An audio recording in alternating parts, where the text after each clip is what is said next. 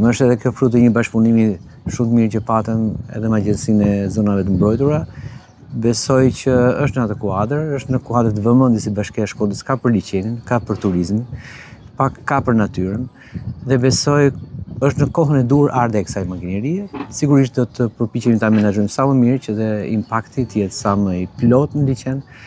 Unë mendoj që ndërhyrje të tilla sigurisht mund të thoni të vonuara, por në një sens mendoj që janë të domosdoshme tani në kuadrin e gjithë ndërhyrjeve që bëhet dhe gjithë transformimit të Bashkisë Shkodrës dhe kalimit në një nivel të standardeve të tjera për mënyrën e menaxhimit edhe të infrastrukturës që ka sot jo vetëm liçeni, por gjithë bashkia. Në kuadër të projektit ISAT 2, projekti për zgjidhjen e problemeve mjedisore turistike të liçenit të Shkodrës, e bani të mujtë zgjidhjen e pajiset për pastrimin e liçenit të Shkodrës.